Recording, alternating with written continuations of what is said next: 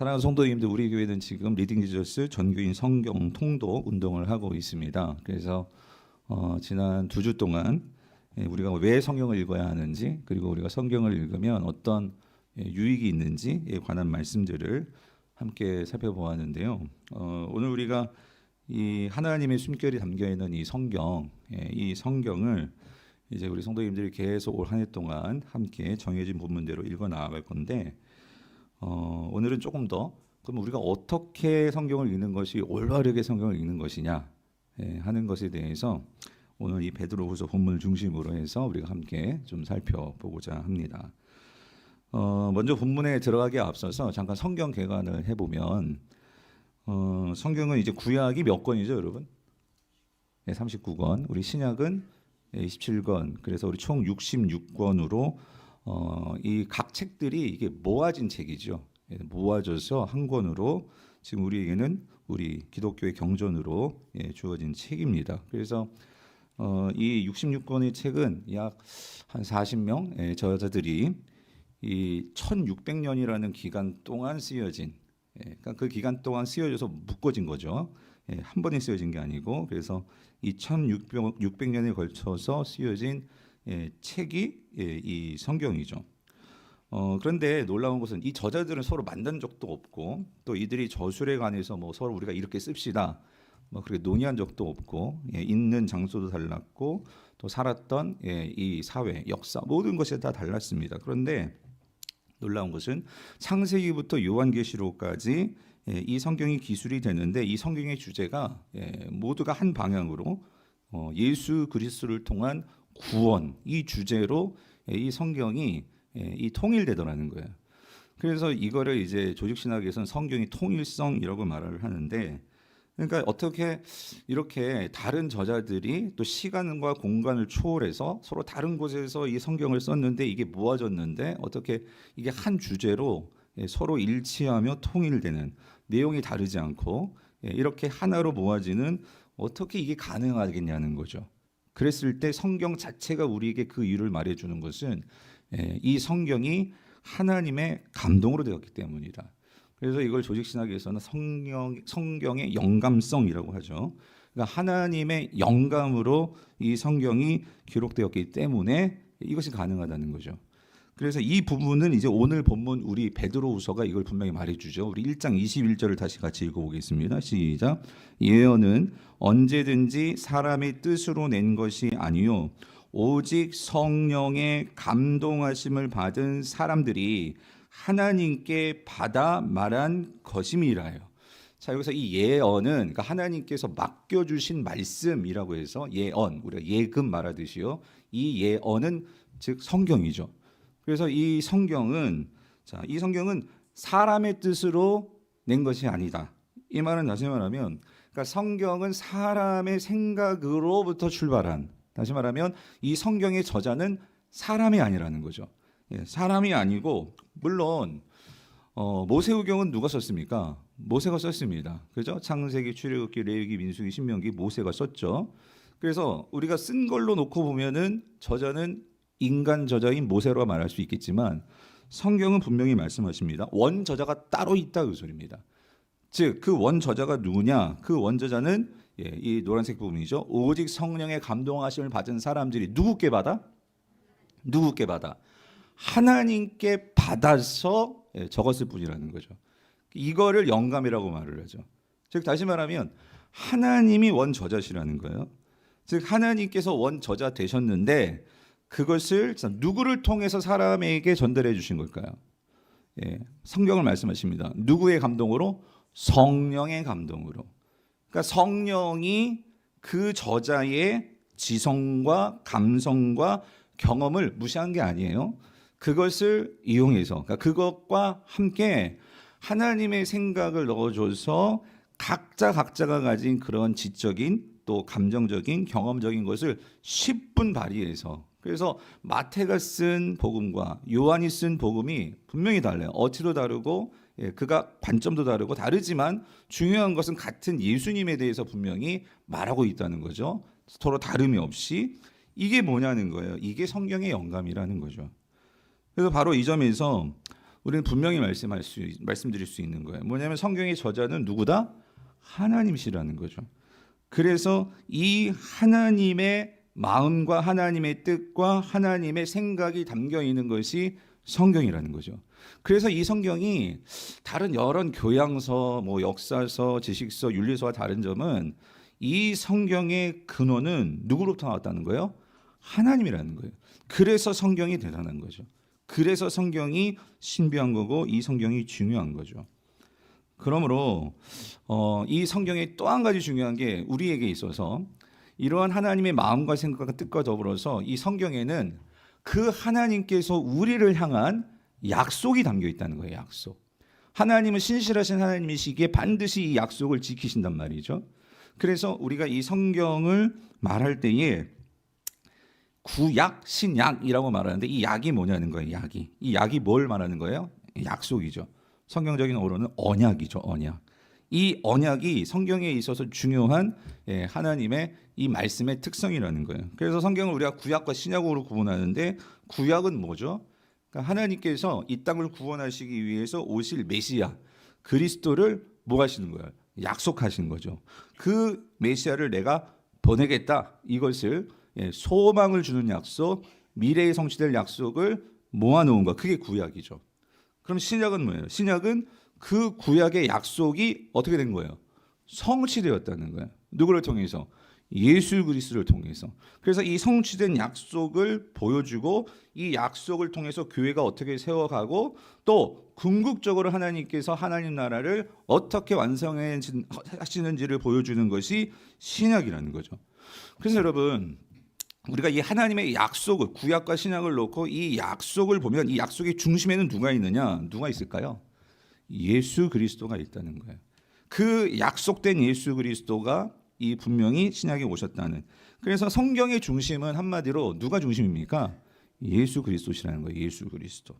그래서 여러분 우리는 이 언약의 완성으로서의 이 예수 그리스도를 우리는 신약과 구약에서 만나야 돼요. 그래서 여러분 예수 그리스도가 분명하게 눈에 보였고 같이 만났고 교제했고 역사 속에서 그런 예수 그리스도를 보여주는 것은 신약입니다. 그래서 그런 면에서 보면 신약이 우리에게 더 친숙하게 다가올 수 있죠. 왜? 예수님께서 신약 안에서 걸어 다니시고 사람들을 만나고 또 구원의 일을 하시고 하시니까 우리가 분명히 신약은 쉽게 읽혀요. 그런데 구약은 좀 어렵게 다가올 수가 있어요. 왜 그러냐면 그 예수 그리스도가 분명하게 드러나는 것이 아니라 물론 약속으로서 분명히 드러나지만 오실 메시아가 어떤 일을 하고 어떻게 될지에 대해서 때로는 비유로 때로는 상징으로 또 우리가 완전하게 이해하기 어려운 구약 당시 이렇게 말씀하시는 게 구약이란 말이죠. 하지만 분명히 우리가 신약을 갖고 있기 때문에 우리 기독교인들, 우리 성도들은 완성된 계시로서의 신약을 가지고 있기 때문에 우리가 신약을 분명히 알고 구약을 바라보면 구약은 분명히 이 예수 그리스도가 어떤 사역을 하며 또 어떤 일을 하며 또 어떤 분이시며 그리고 하나님의 무엇을 드러내는지를 우리가 더 풍성히 이해할 수 있다는 거예요. 특별히 이스라엘 역사 속에서. 그래서 제가 성경 읽는 방법을 좀 추천한다면 여러분 신약을 읽고 구약을 읽는 것이 좋습니다. 만약에 처음 내가 성경 통독을 한다면 그게 좋은데 근데 여러분들 중에 물론 신약 부분을 아마 성도님들이 교회 1, 2년 다니셨으면 보셨을 거예요. 근데 그래서 여러분들은 우리는 지금 구약부터 쭉 읽어가는 방법을 택했지만 여러분이 만약에 누군가를 전도해서 처음 예수를 이제 믿는다 하면 그래서 신약에 분명하게 예수님이 드러나 있는 그 성경이 뭡니까? 뭐겠어요? 복음서죠. 복음서를 읽으면 되는 거예요. 복음서를 읽고 그리고 나서 신약 다 읽지 않아도 돼요. 복음서를 읽고 그 다음에 바로 이제 마태, 마가, 누가 중에 하나라도 읽고 그 다음에 구약으로 넘어가도 된다는 말이죠. 자, 어쨌든 그래서 구약은 이러한 오실 예수 그리스도에 대해서 더 풍성한 그분의 이 사역과 하나님의 계획과 하나님의 나라가 예수 그리스도 통해서 어떻게 이루어질지 이것을 우리에게 말씀해 준단 말이죠. 그래서 결론은 뭐냐? 여러분 성경은요 통독을 하셔야 됩니다. 구약부터 신약까지를 통으로 읽는 것이 너무나 중요하다는 거예요. 자, 그래서 자, 이런 이해를 가지고 자, 오늘 본문 우리가 19절을 보면 그러면 19절은요. 오늘 우리가 읽은 19절은 그래서 우리가 성경을 읽는데 이거를 어떻게 우리가 올바르게 이제 읽어낼 수 있느냐. 이 부분을 19절이 말씀해 줍니다. 우리 19절 다시 한번 읽어볼게요. 같이 읽겠습니다. 시작. 또 우리에게는 더 확실한 예언이 있어 어두운 데를 비추는 등불과 같으니 날이 새어 샛별이 너희 마음에 떠오르기까지 너희가 이것을 주의하는 것이 옳으니라요. 그래서 여러분 사실 지금 시간 관계상 제가 설명을 드리지만 저는 이제 베드로후서 1장을 다 읽었어요. 그렇기 때문에 저는 이해가 되어 있어요. 근데 여러분들이 이렇게 부분적으로만 읽으면 사실 여기 나오는 더 확실한 예언이 뭐지? 또 여기 나오는 샛별이 뭐지? 이것이 뭐지? 이거를 좀 파악하기가 어려울 수가 있어요. 그래서 여러분 성경은요 한 절만이 아니라 이걸 제대로 이해하려면 앞뒤를 잘 읽으셔야 돼요. 그래서 자 여기에서 이 우리에게는 했을 때 이 우리는 지금 사도 베드로를 포함한 이 사도들을 말하는 거예요. 사도들. 그래서 앞에서 보면은 사도 바울이 변화산에서 예수님을 보았던 것을 전제로 이 말씀을 합니다. 그러면서 그가 하늘로부터 들렸던 하나님의 말씀들이 있었어요. 그런데 그 말씀을 전제하면서 이렇게 말하는 거예요. 그런데 그런 말씀이 있었는데 또 우리에게는 더 확실한 예언이 우리에게 있다라고 지금 말을 하는 거예요. 자, 그랬을 때 여기에서 이 더 확실한 예언이 뭘까요? 그러니까 이런 게 이제 앞뒤 문맥과 따로 놀면 뭐 여러 가지가 나올 수 있는 거예요. 근데 여기서 더 확실한 예언이라는 것은 아까 제가 전제로 말씀드렸죠. 예언을 하나님께서 맡기신 말씀이에요. 맡겼다는 것은 이게 기록되어졌어요. 그래서 여기서 더 확실한 예언은 정확히 말하면 당시 베드로 당시 이미 확정된 하나님께서 주신 계시로서의 말씀이 있었어요. 그 말씀은 뭘까요? 구약의 말씀이죠. 아직 베드로 당시에는 신약이 완전하게 다 모아지지 않았어요. 한 권으로. 그런데 이 베드로 당시 이미 구약 성경은 한 권으로 모아져 있었어요. 39권이 하나님의 정경으로 모아져 있었단 말이에요. 그러니까 여기서 말하는 더 확실한 예언이라는 것은 분명히 기록된 하나님의 말씀으로서의 성경을 말하는 거예요. 정확히 말하면 구약의 말씀이겠죠. 자, 중요한 건 이거예요. 그러니까 우리에게는 그렇게 하나님께서 영감으로 기록된 하나님의 말씀이 있다 그 소리입니다. 그게 더 확실한 예언이 있다는 거예요. 그래서 이 예언이 있어서 이 예언이 어두운 데를 비추는 등불과 같다. 지금 여기서는요. 지금 우리가 베드로가 이 구약의 말씀에서 특별히 시편에서 여러분 이런 말씀 들었죠. 119편에 여호와의 말씀은 내 발에 뭐요? 등이요. 내 발에 빛이라는 그죠? 이 말씀이 전제로 해서 말하는 거예요. 그래서 그 말씀이 어두운 데를 비추는 뭐와 같다는 거예요? 등불. 그래서 등불은 뭐를 상징하겠어요? 뭐를? 이렇게 자신 없이 설명드렸잖아요. 뭐예요? 예, 그렇게 말씀해 주셔서 제가 이해를 하는구나 이해를 하잖아요. 말씀이잖아요, 말씀. 그렇죠? 그러면서 여기 날이 새어 샛별이 너희 마음에 떠오르기까지 너희가 이것을 주의하는 것이 옳으니라 라고 했을 때 이거는 뭘까요? 이건 어려운 거 아니에요. 대명사니까 문장 안에서 앞에 뭐를 가르치는 걸 보면 되죠. 뭐겠어요? 더 확실한 예언이겠죠. 그죠? 더 확실한 예언, 그 말씀, 그죠? 그거를 주의해야 돼요. 왜냐하면 주의해야지만 우리 마음에 떠오르는 게 있어요. 우리 마음속에 새겨지는 게 있고 기억되는 게 있고 남는 게 있고 그게 있어요. 뭐가 남는데요? 말씀 그대로 말해요. 뭐가 남는데요? 뭐가 떠오른대요? 어려운 거 아닌데. 샛별이잖아요. 샛별이. 그죠? 그렇게 한 다음에 제가 그 다음을 넘어가야죠. 그럼 샛별이 뭐예요? 이렇게 나오는 거지. 그죠? 그럼 여기서 샛별은 뭐겠어요? 그랬을 때 그래서 여러분 통독이 필요한 게 왜 그러냐면 성경 통독이 잘 안 되면 샛별을 막 아무거나 막 갖다 붙일 수가 있어요. 근데 여기서 샛별이 의미하는 의미가 뭐겠냐는 거예요. 날이 새어라는 것은 뭐냐면 샛별. 여러분 새벽에 이렇게 새벽별 있잖아요. 새벽별. 깜깜한데 이렇게 반짝반짝 빛나는 이 새벽별 아시죠? 그러니까 빛이 나는 그 새벽별. 어두운데 빛이 되는. 그래서 바로 앞에 이런 표현을 썼잖아요. 어두운 데를 비치는 등불과 같다. 마치 깜깜한 새벽에 반짝반짝 빛나는 그 새벽별. 그래서 이 새벽별은 샛별이라는 것은 결국 성경에서는 뭘 의미하면 예수 그리스도이십니다. 왜? 예수 그리스도는 말씀이시면서 예수 그리스도는 뭐라고 요한복음이 말해요? 빛이다. 나는 세상의 뭐다? 빛이다. 그런 말씀을 하시잖아요.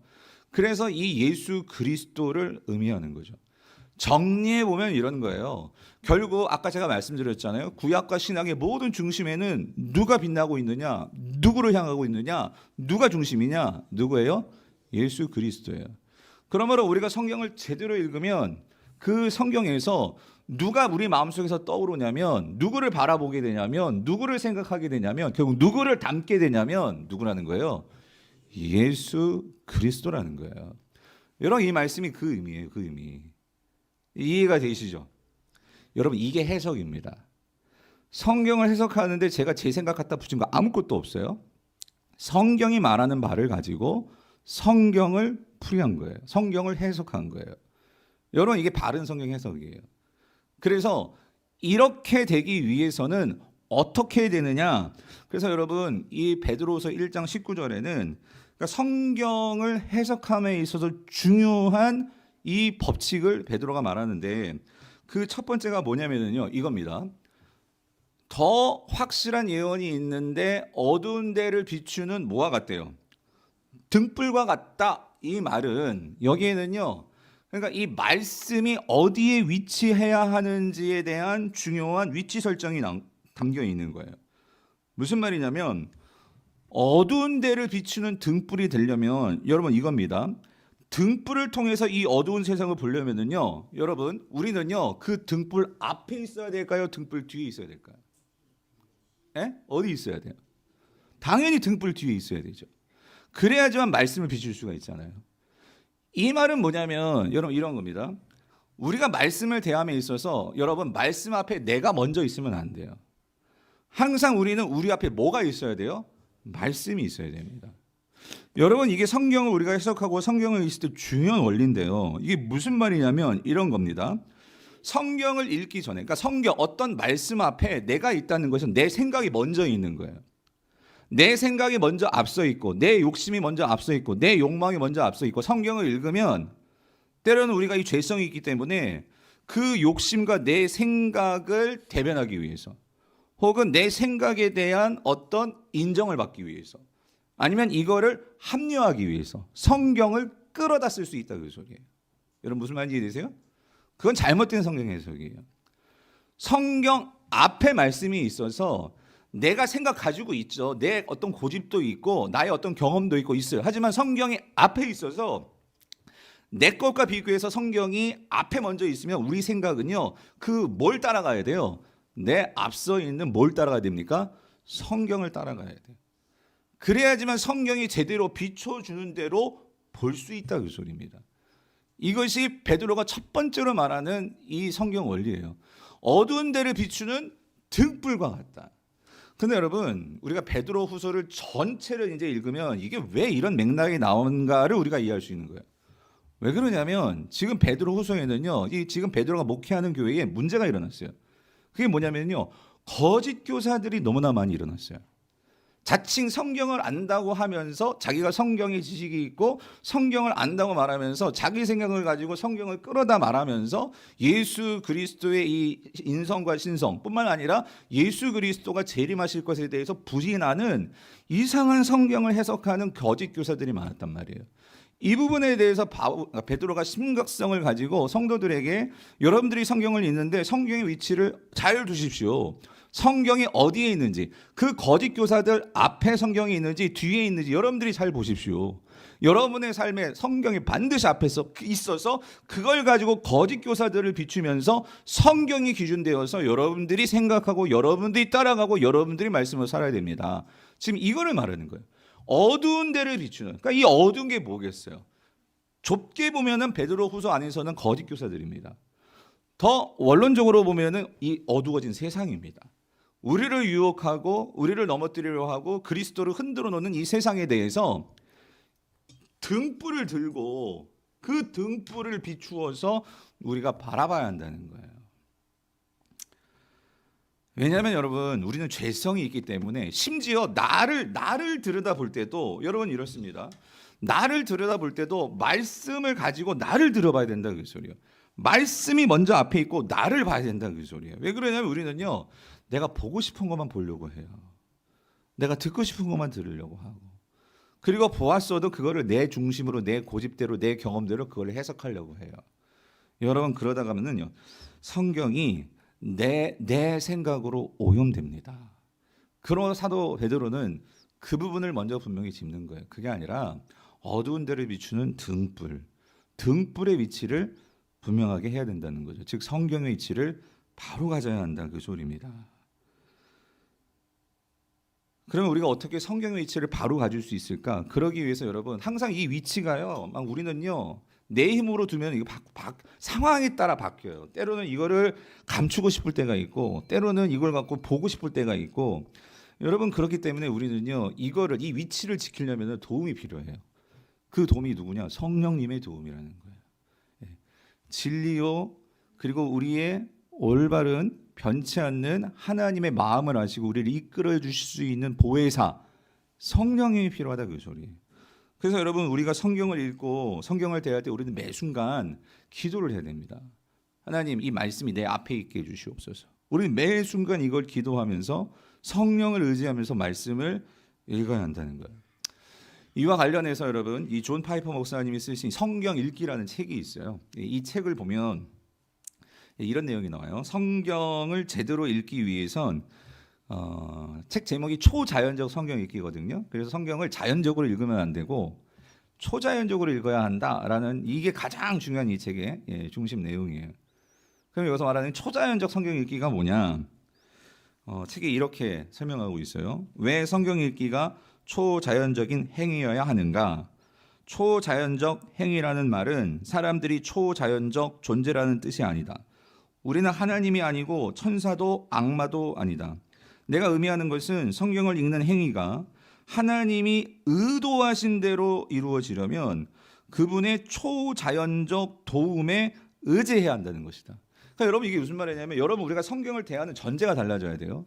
여러분, 분명히 말씀드렸죠. 이 성경은 뭐라고 말씀드렸어요? 하나님의 숨결이 담겨 있고 사람의 생각이 아니라 하나님의 생각이 담겨 있단 말이에요.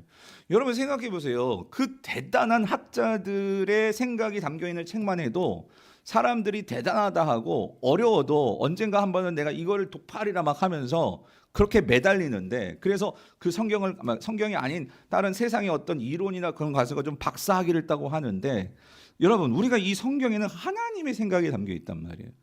그런데 하나님의 생각이 담겨 있는데 놀라운 것은, 여러분, 이 성경은요, 애들도 읽고요, 또 청년들도 읽고요, 저도 읽고요, 심지어 그 연세 많으신 할머니들도 읽습니다. 그런데 모든 연령에 상관없이 이 하나님의 말씀을 읽는데, 이 말씀이 그 연령대대로 이 성경을 사모하고 하나님의 도움을 구하며 읽는 자들은 그 말씀을 통해서 은혜를 받는 거예요. 그 말씀을 통해서 삶이 변화되는 거예요.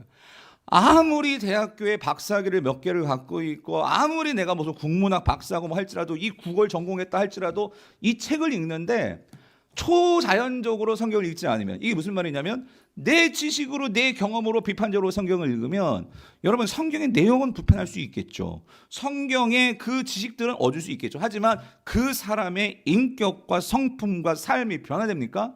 아무것도 변화되지 않아요.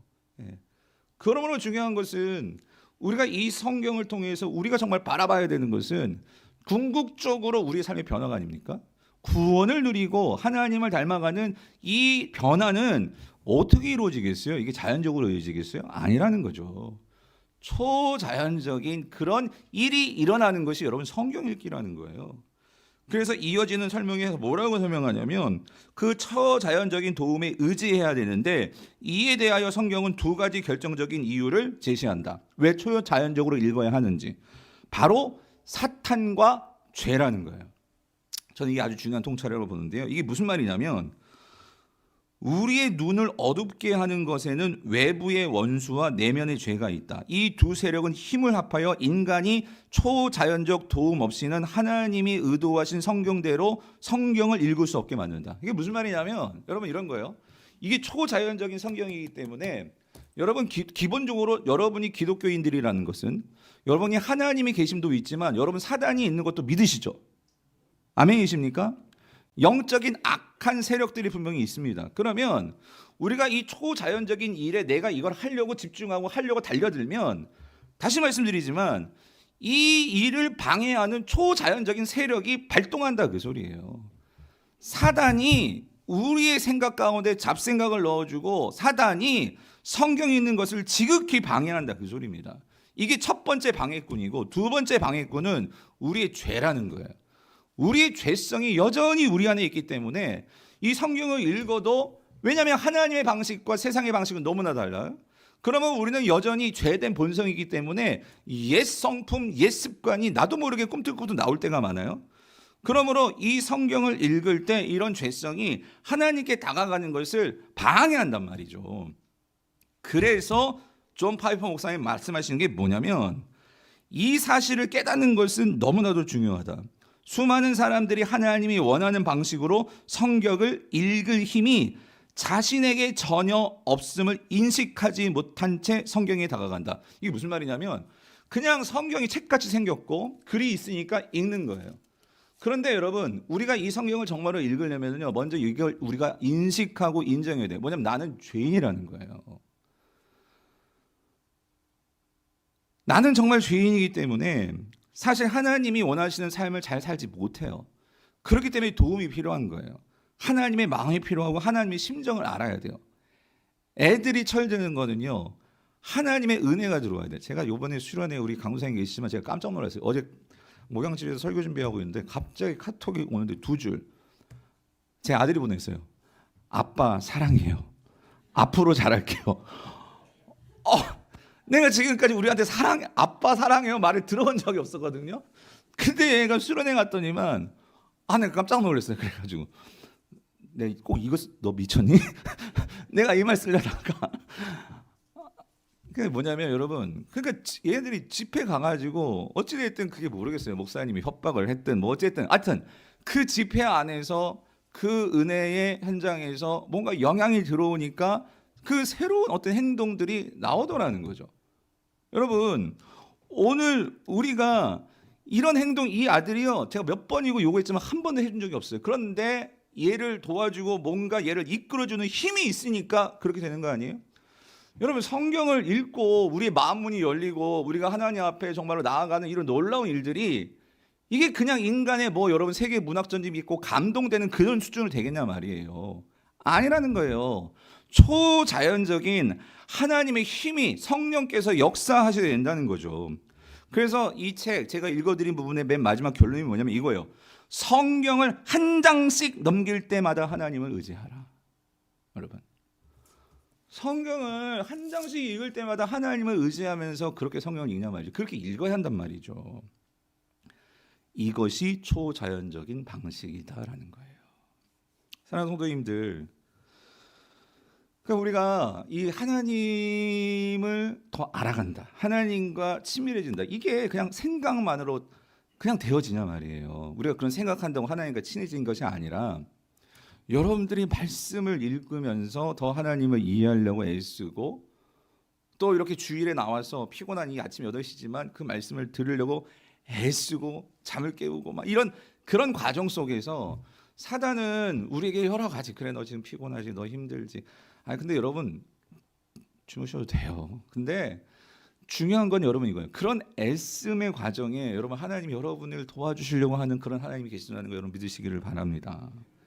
그래서 그렇게 애쓰는 것을 베드로는요 오늘 1장 19절에서 그걸 뭐라고 표현하냐면 주의하는 것이라고 표현하고 있는 거예요. 주의하는 것. 여기서 이것을 뭐하는 거? 주의하는 것. 그래서 이 주의하다는 이 헬라어 원어를 보면 어떤 뜻이 있냐면 전념하는 거예요. 전념하는 것. 예. 내 모든 힘을 쏟는 것. 예. 그것이 옳다. 예. 그것이 정답이다 그런 말이죠. 왜 그러냐면 여러분 이거예요. 그렇게 쏟을 때 어떤 일이 벌어지냐면 이거예요. 날이 새어 샛별이 너희 마음에 어떻게 해야 되기까지? 떠오르기까지. 그러니까 여러분 이 과정이 필요하다 그래서 여러분 새벽별이 이렇게 반짝반짝 제일 빛나는 시간이 이제 동틀 무렵이라고 하잖아요. 그러니까 시간이 있고 과정이 있고 그래서 여러분 이 성경을 읽으면서 어느 순간 말씀을 읽을 때 말씀 속에서 예수 그리스도가 선명하게 보이고 그리고 그 예수 그리스도가 머리로만 알았던 예수 그리스도가 내 심정으로 마음으로 내려와서 이 마음에서 감동이 열리고, 그리고 그 마음이 내 마음 가운데 예수님의 마음이 나의 마음과 이 스파크 접촉이 일어나면서 거기에서 뭔가 내가 정말로 주님을 위해서 내가 살아야겠구나 하는 삶의 목적이 나오고, 이게 뭐냐면 떠오르기까지. 그래서 여러분, 우리가 성경을 읽을 때는요, 여러분 중요한 건 이거예요. 과정이 있고 시간적인 의미가 분명히 있습니다. 그래서 우리가 이것이 분명히 떠올라서 밝혀지는 순간, 여러분 우리는 정말 깊은 예수님과의 그 친밀한 관계 속에서 그때부터는요, 이 성경을 대하는 것이 근본적으로 달라질 수밖에 없어요. 저는 우리 성도들이 성경을 읽고 있다는 지금 이 여러분들의 우리의 이 운동이 그냥 이렇게 한 번 읽고 끝나는 게 아니라 하나님께 기도하는 건 그거예요. 그냥 성경 한 번 읽는 건 언제든지 읽을 수 있잖아요. 근데 하나님, 우리 성도들의 마음 속에서 정말 이 역사요, 예수님이 떠오르는, 여러분 그 예수님이 떠오르는 그것을 보게 하여 주시옵소서. 여러분 다 그런 경우 있잖아요. 아니 그 해는 매일 떠올라요. 근데 그 해 떠오르는 거 보겠다고 어떤 분들은 막 그 높은 설악산 대청봉까지 올라가는 사람들도 있고, 새해가 되면 여러분 새해 떠오르는 해나 사실 내일 떠오르는 해나 달력이 바뀌어서 그렇지 똑같은 해가 떠오르는 거예요. 그렇지 않아요? 그런데 그거 보겠다고 막 그 동해안까지 막 정동진까지 가가지고 밤새 그냥 잠 안 자면서 그 해 떠오르는 거 보겠다고. 그게 뭐예요? 그러니까 우리가 그런 마음들이 근본적으로 있는데, 저는 그렇게 봐요. 그런 마음들이 근본적으로 우리 가운데 영원한 것이 내 심령 속에서 보여지는 그 순간에 대한 어떤 갈망이 아닐까. 인간에게만 주신, 여러분 개가 해 떠오르는 거 기다리면서 막 해만 보고 있는 개 보셨어요? 예? 어떤 개도 그러지 않아요. 인간들만 그러고 있어요. 예. 사랑하는 성도님들, 어떻게 보인다고요? 전적으로 주의할 때, 전적으로 주의하는 자에게. 그래서 여러분, 여러분의 심령 속에서 정말 예수 그리스도가 떠오르는, 예수 그리스도가 분명하게 내 마음을 이렇게 붉게 적시는 그러한 이 해 떠오름에 그러니까 해가 솟아오르는 그러한 것들을 경험하기 위해서 여러분 중요한 태도 두 가지가 있어요. 뭐냐면 첫 번째는요, 겸손함이에요. 겸손함. 그러니까 우리가 성경을 읽고 해석함에 있어서 중요한 것은요, 겸손한 태도가 있어야 돼요. 이게 내 지식으로 되어지는 게 아니에요. 지식으로 이해되어지지만 그것이 내 마음에 감동이 되기 위해서는 이건 성령님이 도와주셔야 돼요. 그러므로 우리가 성경을 읽을 때 제일 중요한 태도는요, 겸손함이요. 들으려고. 그래서 여러분, 우리가요 성경을 제대로 읽었는지 안 읽었는지 제가 볼 수 있는 방법은 이거예요. 이건 성경대로. 뭐냐면요, 성경을 읽으면 읽을수록 겸손해지는 분이 있어요. 더 나를 낮추고 더 내 말이 줄어들고 그런 분들이 있어요. 분명히. 그거 왜 그런 줄 아세요? 내 안에서 예수 그리스도가 분명히 드러나게 되면은요, 나를 드러낼 게 없어요. 그리고 그 예수 그리스도가 분명해지면은요, 내가 사람에게 인정받는 것도 그렇게 중요하지 않아요. 내 안에서 예수 그리스도가 떠오르면은요, 여러분 그 감동과 그 감격이 나를 사로잡으면은요, 여러분 이 세상에서 인정과 번영과 성공과 이 모든 것들, 그것들이 필요 없고 가치 없다 그게 아니고요, 거기에 내 가치의 우선순위가 분명히 달라진다 그 소리입니다. 그러면 가치가 달라지면 당연히 세상을 사는 방식이 달라질 수밖에 없죠. 그러므로 우리가 성경을 제대로 읽고 해석하기 위해서는 겸손한 태도가 중요하다 그 소리입니다. 두 번째는 우리가 성경을 읽고 해석함에 있어서 중요한 태도는요, 그래서 다시 말씀드려요, 예수 그리스도의 만남을 기대하셔야 돼요. 기대. 예? 오늘 본문을 통해서 정말 내가 예수 그리스도를 어떻게 만날 수 있을까, 이것을 기대함으로 성경을 읽어야 한다 말씀입니다. 그래서 여러분, 이 성경이 우리에게 말해주는 것은요, 말해주는 건 사실 우리가 복받고 우리가 행복해지는 그 비결 그 자체가 아닙니다. 여러분, 인간은요 근본적으로 누구를 만나느냐가 나를 행복하게 할 수 있는 거예요. 아무리 돈 많은 남자를 만나도요, 처음에는 돈이 모든 것들을 다 해주니까 그 나를 행복해 해주는 것 같이 생각되지만, 그 돈 많은 남자가 나에게 사랑 주지 않고 딴 여자 만나고 다니고 맨날 그런다고 생각, 이게 행복하겠어요? 돈 많은 게 행복하겠어요? 무슨 말이냐면 누구를 만나느냐가 중요한 건데, 우리 인생에서 가장 행복한 만남은요, 하나님과의 만남입니다. 모든 것을 가지신 예수 그리스도를 만나고 그분을 알 수 있다는 것은요, 여러분 우리 인생의 가장 큰 행복이라는 거예요. 그래서 여러분 사도 바울은요, 그가 목회하면서 성도들에게 가장 중요하게 여겼던 그 목회의 비결은요, 교회가 막 커지고 부흥하는 게 아니었어요. 뭐냐면 이거였어요. 갈라디아서 4장 19절 같이 한번 읽어볼게요. 시작. 나의 자녀들아 너희 속에 그리스도의 성상을 이루기까지 다시 너희를 위하여 해산하는 수고를 하노니. 여러분 사도 바울이 말했던 목회의 성공은 성도들이 예수님을 닮아가는 거예요. 예. 여러분 그게 가장 중요한 교회 부흥이고 그것이 가장 중요한 하나님 나라의 성장이고 성공이라는 거죠. 그런 면에서 여러분 저는요 올해 가장 바라는 게 그거예요. 우리가 예수를 읽고 닮고 그래서 예수를 어떻게 닮아갈 수 있을까? 여러분 제가 이 책 여러분 꼭 잘 읽으세요. 그리고 여러분 성경 속에서 예수를 만나야 한단 말이에요. 그래서 우리가 처음에 이 책을 구약을 보면 아니 목사님 어떻게 무슨 역대기 족보에서 예수님을 만날 수 있고 아니 창세기 어떻게 요셉의 이야기에서 예수님을 만날 수 있고 그런 질문들을 하실 수 있을 거예요. 그래서 보는 눈이 열려야 되는데 그러려면 성경 전체의 관점에서 창세기를 보고 또 창세기에서도 각 장들을 볼 수 있어야 되는데 처음 읽으신 분들은 처음 성경을 읽는 분 그게 잘 안 보여요. 그래서 필요한 게 참고서고 그래서 도움을 주는 책들이죠. 그래서 여러분들이 이 책을 사신 분들은요.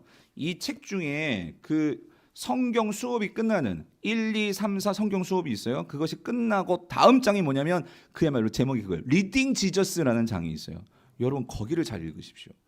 그게 뭐냐면 그 리딩 지저스라는 장이 뭐냐면 그러니까 우리가 성경 수업에서 그러니까 성경 각 권에서 그 내용이 흐르면서 나오는 예수 그리스도가 어떤 모습인지를 이 책이 설명해 놨어요. 매번.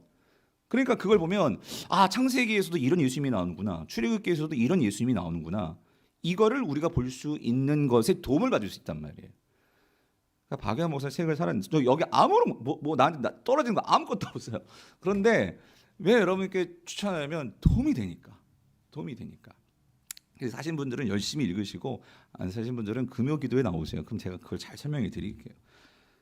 자, 이게 우리가 성경을 올바르게 읽을 수 있는 그런 비결이다. 자, 그러면 또 한 가지. 그럼 20절에서는 그럼 이와 반대로 올바르지 않게 읽는 게 뭐냐? 사도 베드로는 이걸 얘기합니다. 그래서 20절을 읽어보면은요. 같이 한번 읽어볼게요. 시작. 먼저 알 것은 성경의 모든 예언은 사사로이 풀 것이 아니니에요. 여기 사사로이 풀 것이 아니니 이걸 잘 보셔야 돼요. 이 말은 뭐냐면 그러니까 성경의 저자인 하나님이 계시기 때문에 우리는 성경을 읽을 때 하나님 자신이 의도하신 바가 이 성경에 담겨 있다는 거예요. 하나님이 의도하신 바. 그러니까 의미, 하나님의 의미. 그런데 사사로이 푼다는 건 뭐냐면 그 하나님이 의도하신 의미는 개의치 않고 그 말씀에다가 내 생각을 갖다 붙이거나 아니면 내 생각을 그걸 바꾸거나 아니면 내 생각을 대변하기 위해서 그 말씀을 이용하거나 한마디로 말해서 이거는요 하나님을 방자히 여기는 거죠. 하나님 앞에서 교만을 떠는 거죠. 그런 일들을 하는 게 사사로이 성경을 푼다는 거예요. 이런 일을 하는 대표적인 게 누구일까요? 에? 이단입니다. 이단이라는 거예요. 이단. 그래서 여러분 성경을 사사로이 푼다는 걸 조금 더 여러분들에게 다가오도록 설명하면 이거예요. 여러분들이 만약에 어떤 일을 당했어요. 그래가지고 이거를요 내가 너무나 좋은 경험들을 했고 그래서 누군가에게 그거를 얘기했어요. 친구에게 얘기했어요. 그런데 그 친구가 그것을 자기가 마치 했던 것처럼 혹은 그 일에 대해서 나는 이런 의도로 말한 건데 거기다가 또 다른 뭔가 다른 의도를 가지고 말하면서 막 사람들에게 막 여기저기 막 그거를 막 풀어 헤치고 막 전하고 다닌다고 생각해 보세요. 여러분 그 친구 어떻게 하겠어요? 가만 놔둬야 돼요? 어떻게 해야 돼요? 불러가지고 따져야 너 왜 그렇게 해? 왜 내가 그렇게 말하지 않았는데 왜 내가 말한 것처럼 그렇게 말하냐고 따져야 되지 않겠어요? 이단이 그거 하는 거예요. 하나님은 이런 의도로 이렇게 말씀하신 건데 그거를 자기 마음대로 가지고 그거를 그렇게 말하고 전하고 다니는 게 이단이라는 거죠. 그래서 여러분 이제 신천지는 분명히 이단인 것을 아니까 물론 여기도 할 말이 많은데 오늘은 여러분 하나님의 교회 아시죠? 제가 중앙일보를 보는데요. 중앙일보 보면은요 여기 무슨 막 전면에 막 때로는 막 광고가 나오고 하여튼 이단들은 돈이 많은가 봐요. 돈이 많을 수밖에 없는 이유가 있어요 분명히. 그런데 어찌됐든 대대적인 광고를 하는데 여러분 주변에 가시다 보면 하나님 교회 보신 적 있으세요? 여러분 그 분명히 이단입니다. 그런데 왜 이단인 줄 알아요? 이 하나님의 교회는요 참 웃기지도 않은 게 뭐냐면 그러니까 하나님이 아버지 하나님이 있고 어머니 하나님이 있다는 거잖아요. 그죠? 그래서 아버지 하나님이 누구냐면 이게 안상홍입니다. 안상홍. 근데 이미 아버지 하나님은 죽으셨어요. 1985년 25일에 죽었습니다. 예, 아버지 하나님은. 그리고 나서 이제 그 뒤를 이어서 이제 하는 죄송해요. 뒷거리를 하는 그게 어머니 지금 하나님은 살아계시죠. 그게 장길자죠. 이 안산홍의 아내 장길자. 자, 뭐 그렇다고 쳐요. 근데 제가 이제 왜 자꾸 뒷거리라고 했냐면 그 근거를 뭐에서 가지고 오느냐? 어디서 갖고 올까요? 성경에서 갖고 오는 거예요. 그래서 여러분 PPT 보여주세요. 이게 제가 그 하나님 교회 그 홈페이지에 따온 거예요. 이렇게 돼 있어. 안상홍님 소개 그려놓고서 밑에 이렇게 적어요. 뭐라고 적어요? 그리스도 누구? 안상홍님은 인류의 구원을 위해 두 번째 육체로 오신 누구래요? 예수님이며 근본 아버지 누구래요? 하나님이시래요. 제가 갑자기 미친놈 이런 소리가 들렸어요. 예, 근데 여러분 이게 우리는 이렇게 말할 수 있지만 이거를요 여러분 성경 속에 들어가서 이제 막 풀어헤치면서 막 엮으면은요. 자 여러분 좀 보세요. 그 다음 거 보시면은요. 이게 자 여러분 잘 안 보일 수 있는데 자 이들이 이렇게 설명을 해요. 뭐라고 설명하냐면 자 이런 거예요. 재림 예수님은 이 결국 안상홍이죠. 재림 예수님은 자 동방 나라인 어디에 오신대요? 대한민국에 오셔서 하나님의 인을 치심으로 마지막 재앙에서 구원해 주시고 생명수로 메마른 영혼을 소생시켜 주신다라는 거예요. 이 예언대로 임하신 분이 누구래요? 안상홍님이라는 거예요. 그죠? 그리고 맨 마지막 줄 보세요. 맨 마지막 줄. 동방에 오실 그리스도에 대한 예언은 이로써 뭐예요? 성취된다. 여러분 재림 예수가 오시는데요. 어디 오시나 성경에 분명히 예언되어 있대요. 동방에 오신다고 예언이 되어 있대요. 동방. 그래서 이 동방을 생각해 보니까 흔히들 말하죠. 그래요. 동방 예의지국 할 때 그 우리가 항상 동방 예의지국이 어느요? 대한민국. 그래서 성경에 동방에서 분명히 나온다고 대한민국에서 나온다고 이들은 가르칩니다. 근데 그 근거 구절이 뭐냐? 요한계시록 7장 1절에서 3절이에요. 자, 근데 여러분 보십시오. 띄워주세요. 요한복음 7장, 요한계시록 7장 1절에서 3절을 보면은요. 이거 좀 제가 이거 잘 들어보세요. 2일 후에 요한계시록이에요. 내가 내 천사가 땅 모퉁이에서 선 것을 보니 땅의 사방에 바람을 붙잡아 바람으로 하여금 땅에나 바다에나 각종 나무에 불지 못하게 하더라. 또 봄에 다른 천사가 살아계신 하나님의 인을 가지고 해 돋는 데로부터 올라와서 땅과 바다를 해롭게 할 권세를 받은 내 천사를 향하여 큰 소리로 외쳐 이르되 우리가 우리 하나님의 종들의 이마에 인치기까지 땅이나 바다나 나무들을 해하지 말라 하더라요. 자 여기서 질문. 여기 동방이 있어요? 없어요? 자 여기 뭐냐면 이겁니다. 2절에 보면 해 돋는 데로부터 뭐예요? 올라온대요. 이게 동방이라는 거예요. 동방. 그래서 동방을 지금 요한계시록 쓰는 요한이 반모섬에서 세계 지도를 한번 쫙 펼친 지도를 한번 생각해 보세요. 반모섬으로부터 쭉 선을 가지고 동방 이렇게 보니까 그 끝나는 지점이 어디냐? 이게 어디예요? 대한민국이더라는 거예요. 반도. 근데 여러분 상식적으로 생각해 보세요. 이 동방이 여러분 지구가 평면입니까? 지구는 원으로 되어 있어요. 그럼 반모섬에서는 동방이요. 여러분 이란일 수도 있고 중국일 수도 있고 더 나아가면 미국일 수도 있고 지구는 원이에요. 원. 그런데 이거를 평면으로 지구를 딱 펼쳐놓고 동방 그게 어디다? 대한민국이다 찍는 거예요. 뭐 그건 그렇다고 쳐요. 그런데 여러분 아까 분명히 말했죠. 그 동방으로부터 재림 예수가 나온대요. 그렇죠? 그럼 여기 재림 예수가 있어요? 이 본문에? 예수를 상징하는 게 있어요? 뭐만 있어요? 천사만 있어요. 2절 보세요. 다른 천사가 그랬죠. 분명히 성경은 천사래요.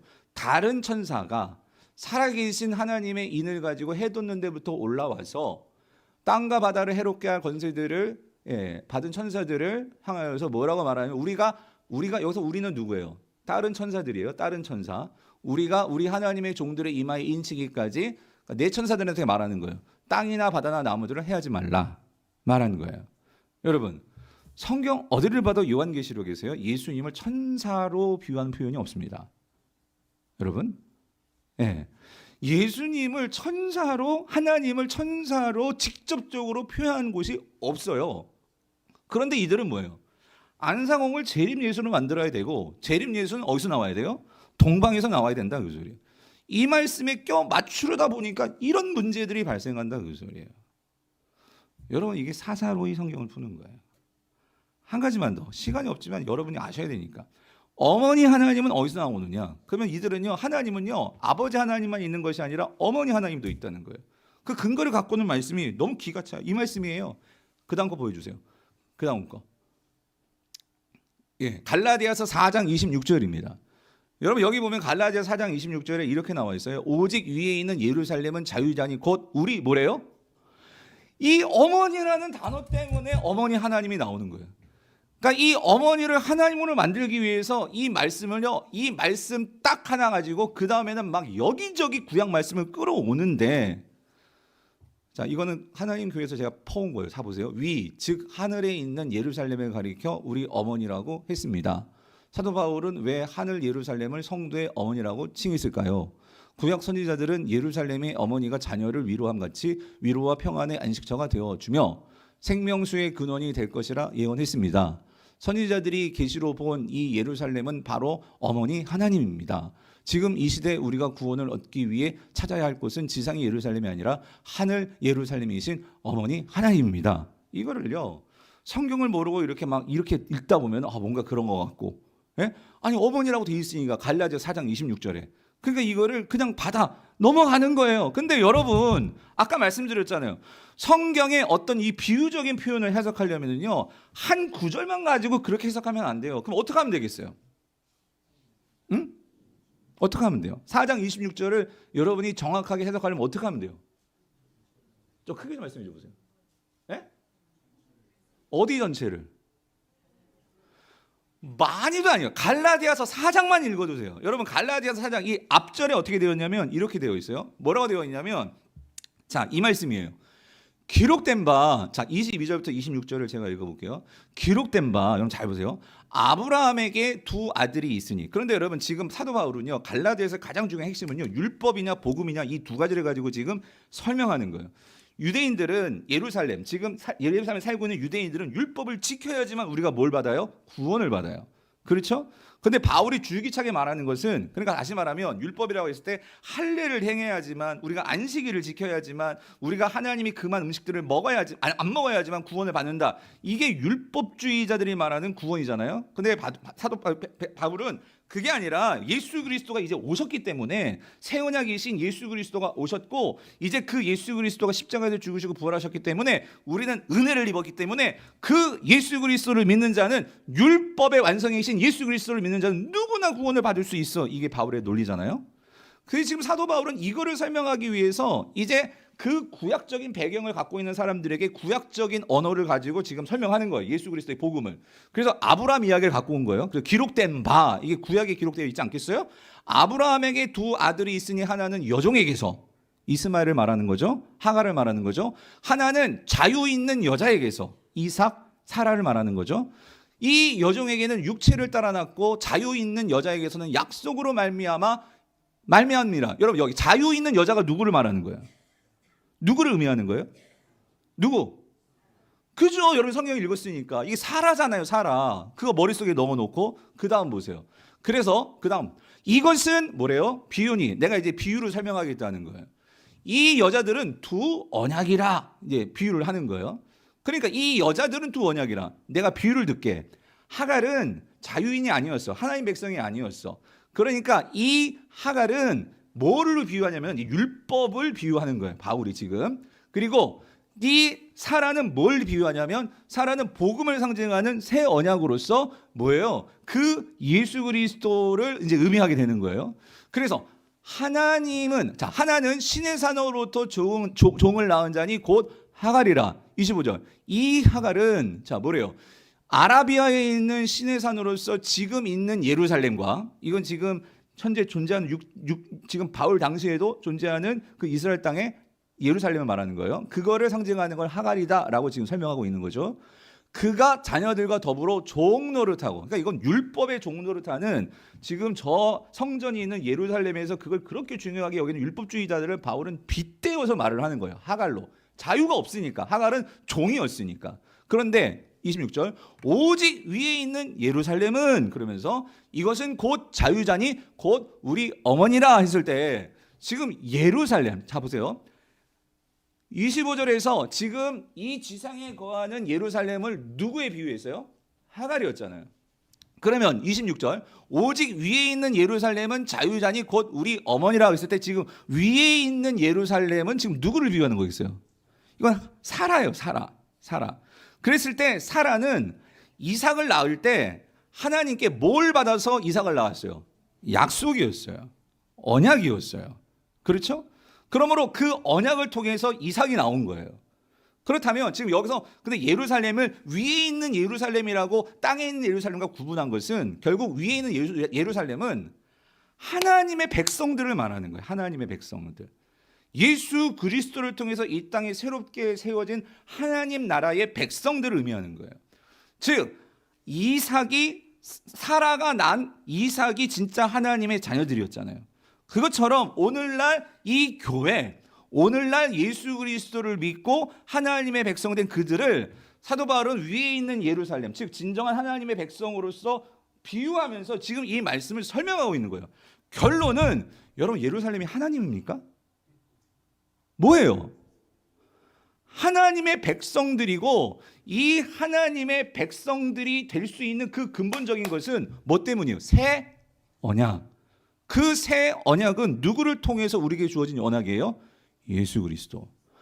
그런데 이거를 위에 있는 예루살렘은 곧 우리 어머니니 그러면서 이 어머니를 설명해야 되다 보니까 이 위에 있는 예루살렘을 하나님으로 설명하고 어머니를 어머니 하나님 설명하고 여러분 이게 이단이라는 거예요. 이게 성경을 사사로이 해석한다는 거. 그래서 여러분 이제 간단하게 결론 시간이 없으니까요. 오늘 아쉬운 건 지금 또 우리 공동회를 들어가야 돼요. 여러분 이걸 조심하세요. 이단들의 특징은 뭐냐? 제가 정리한 건 이거예요. 첫 번째 성경을요 부분적으로 인용합니다. 그리고 자의적으로 해석합니다. 여러분 이거 잘 보세요. 성경을 어떻게 해석하나? 그래서 우리 교회 성도님들은 성경을요 통으로 보십시오. 가장 가까이는 한 장으로 더 좀 본다면 한 권으로 그리고 전체로 보셔야 돼요. 성경을. 그리고 이단들의 특징은 뭐냐면 이렇게 말해요. 우리만 참된 구원을 가지고 있대. 우리만 말씀의 지식이 있대. 그러다 보니까 이렇게 말하면요 누가 돋보이냐면 교주가 나올 수밖에 없는 거예요. 그리고 교주가 이제 막 가버리면 이제 진짜 교주가 뭐라고 하면 난 누구야? 재림 예수야. 이렇게 되어지는 거예요. 여러분 교회가요 어떤 한 사람에 집중해서 성경을 해석하고 무슨 진리를 우리가 알고 있다고 말하는 그런 사람들 만나면요 여러분 조심하십시오. 예. 그리고 이들의 특징은요 모든 교회들을 막 비판합니다. 왜? 거기는 진리가 없대. 우리만 가지고 있대. 여러분 제가 우리 교회만 구원이 있다고 말한 적 보셨어요? 여러분? 그렇지 않잖아요. 3번. 그래서 이들은요 절대적으로 우리에게 헌신하라고 말해요. 그래서 어떻게? 육체까지도, 경제적으로도, 영적으로도 우리에게 헌신하라. 헌신을 강조하죠. 물론 헌신해야 돼요, 여러분 교회에서. 근데 그 목적이 뭐냐는 거예요. 우리 교회만, 우리 교주에게만. 여러분 그거 잘못된 거죠. 네 번째, 과장된 위기와 과장된 종말론을 강조해요. 이제 곧 주님이 오시기 때문에 모든 것 다 여기에 올인해야 돼. 여러분 특히 이게 시한부 종말론이죠. 이단들의 특징들은 시한부 종말론을 얘기해요. 안상홍도요 재림하겠다고 다시 나타난다고 했는데 지금 안 나타나가지고 교리를 바꿔가지고 만든 게 어머니 하나님이에요. 어머니 하나님. 이런 부분들. 그리고 다섯 번째, 우리가 진짜이기 때문에 기존의 교회들이 우리를 핍박한다는 거예요. 너희들 이단이지 하면서 이걸 뭐라고 말하냐면 우리가 진짜이기 때문에 성경에도 보면 예수님을 따라가는 자들은 뭘 받아요? 핍박을 받는다. 고난을 받는다. 이걸 갖고 와가지고 자신들을 그렇게 표장을 해요. 여러분 우리 성도님들은 이런 거 조심하시기를 바랍니다. 그러면 이단에 빠지지 않으려면 어떻게 해야 되느냐? 성경 여러분 전체를 읽으십시오. 예. 그리고 두 번째는 문맥을 주목해서 성경을 읽으십시오. 세 번째는요 충실한 선교 가르침을 읽고 들으십시오. 저는 여기에 제가 여러분들에게 해줄 수 있는 것은 이 강단에서 저는 3번이라고 봐요. 여러분 때로는 너무 설교가 길어도 뭐라고 하지 마세요. 최선을 다해 설교하고 있는 거예요, 여러분. 예? 네 번째, 그리고 중요한 거, 공동체 안에서 성경을 읽으십시오. 여러분 혼자 읽고 뭔가 받았다 그러지 마시고 공동체 안에서 읽고 서로 점검을 받으셔야 돼요. 좀 이상하면 교육자하고 상담하셔야 되고. 그다음에 성경을요, 중요한 건 이거예요. 믿음과, 이 성경은 지식적으로 읽는 게 아니죠. 믿음과 우리가 이 말씀대로 살기 위한, 그리스도를 담기 위해서 우리가 성경을 읽는 거예요. 그렇게 성경을 대하셔야 돼요. 마지막, 여러분 혹시 외부의 성경 공부나 성경 집회에 꼭 가고 싶으시면 꼭 상담하십시오. 교육자와 저하고 우리 부교육자들하고 물어보고 가십시오. 왜? 요즘 너무 이상한 게 많고, 제가 오늘 설교 온 거 썼지만 다 말하지 못했어요. 특별히 막 무슨 박옥수 씨 뭐 성경 세미나 한다. 여러분 구원파, 특별히 구원파는요, 기존 교회하고 너무나 말하는 것이 세밀하게 뭔가가 구원 이 이단이 아닌 것 같아. 그렇게 접근합니다. 특별히 젊은이들 요즘 이 박진영 씨가 막 성경 강의하고 있는데 그거 조심해야 돼. 그거 구원파입니다. 그래서 여러분들이 이런 부분들에 대한, 제가 기회가 된다면 다시 구원파도 설명드리겠지만, 결론, 여러분 성경 읽는 것도 중요하지만 올바르게 읽으시기를 바랍니다. 그런 우리 모든 성도들 될 수 있기를 주님의 이름으로 축원드립니다.